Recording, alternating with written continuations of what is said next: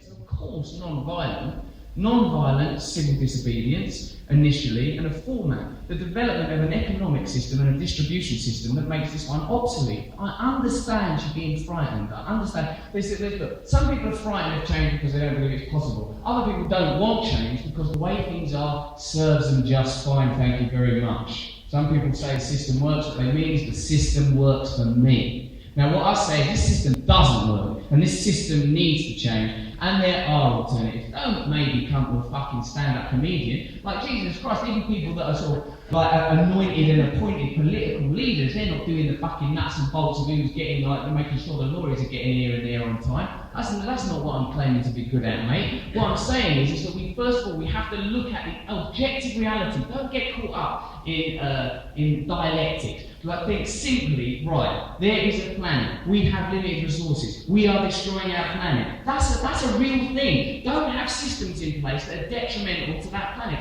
And don't get caught up in like, oh, when there's a revolution in Cuba, it led to homophobia, or when there's a revolution like Lenin leads to Stalin. Don't worry about all that crap. I'll tell you the key component that's missing from all those things. The spirituality, the acknowledgement that we're all one. The acknowledgement that really whatever we achieve as individuals, whatever we achieve as a culture, it's redundant. What we have to do is harmonise with our environment. We have to end this illusion that we're separate from nature. We have to blend our nature with the natural rhythms of the planet. Now, these things can be administrated.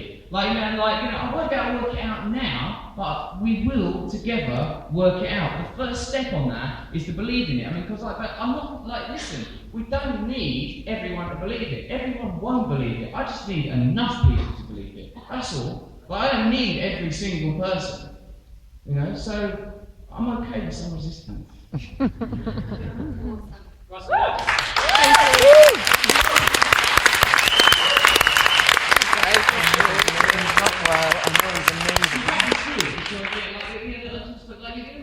Some sort of gulag execution scenario. That's not what, what's the fucking point? That's really not what we're looking for.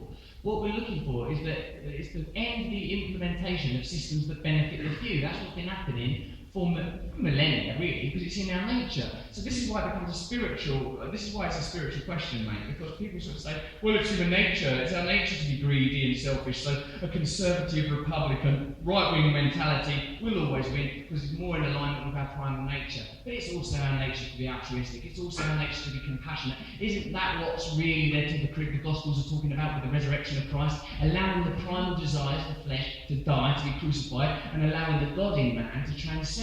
Allowing our true natures, our essential natures, to govern us, not our basic primal dead animal needs. We're not ape people anymore. Look around us, look at what we've achieved. We need to align our capacities with our achievements. It will flow very, very naturally, mate. But the reason I get frustrated is because I think, look, because we're not at that point in the argument yet. That's why I get frustrated. We're not at that point. We're not at the point of, oh yeah, well what are we going to do instead? First of all, I'll tell you about phase one. You cunts are all out of a fucking job. Phase two.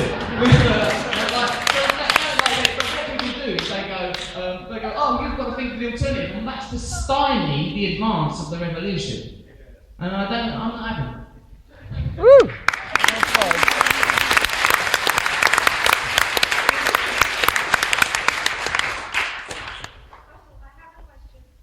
Sorry, I got a bit too tense. I'm an intense person. Good. Professional help is being sought. Yeah. When your shows here are usually very sexual, and if you're here at the center of the Northern, is starting to lose virginity in front of the public. Can you comment on this? A student of fine art is going to give away, he's going to share his virginity with another man in a public setting on stage as one of his art pieces. Fair enough. Where do I sign? Which is it art? I don't know. I think sexuality is a surging and potent defining human force or animal force. It's going to come up in art, ain't it? And also as a result of that, it's going to get it's going to be. I think it can get misused real easy. I'm not entirely sure that I would have always been responsible with the way I've communicated around the subject of sex. But it can be very exciting and stimulating, and if you've got a bit of an addictive tendency, I think you can develop unhelpful attitudes around it. I would say that thing sounds, I don't know if it makes people, I mean, at least it's going to be like a gay lad having sex with a bloke. Well, then that's positive, isn't it, for the old stereotypes and whatnot, and the real people think of confront their homophobia, but I don't know around sexuality. For me, I think I went on about it a little bit too much to get to rinse laughs out of. I don't know, maybe it's hard to go back, maybe it's hard to sort of come back from that kind of thing, but as I've sort of grown up, my attitude towards it has kind of changed, so I don't think it's something that I'll be personally sort of quite so flagrant, public and dismissive with. And as for the other lad, I don't know, like the teenage lad, I think it might be regrettable.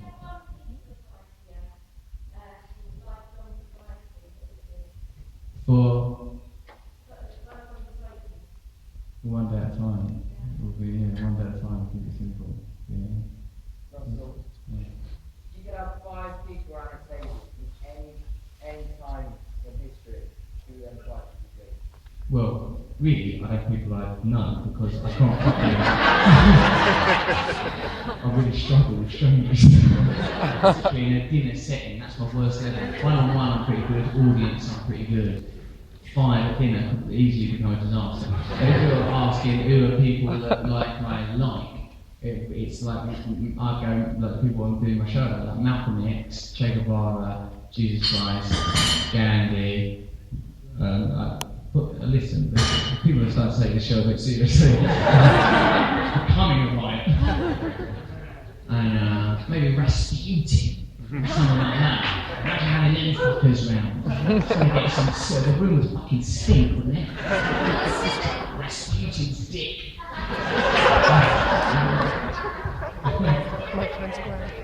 Huh? I know, I'm a bit sexist, but what it is... I'm just working on it. Russell?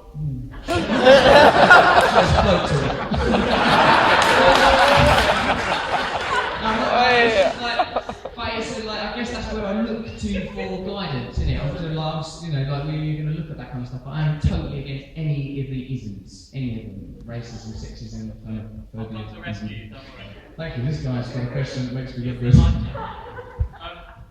of revolution that you're talking about is obviously a cultural one rather than a militaristic one, and I think that's a distinction that needs to be made clear. What do you think? I mean, I certainly perceive like a lot of our cultural figures at the moment as being incredibly banal and like saccharine and not really wanting to address the issues that are right in front of us. Like we're obsessed with escape and we find it very difficult to confront reality. Are there any other people? I mean, we had a talk from Julian Rubinstein. I don't know if you know from the Revolutionary Televised.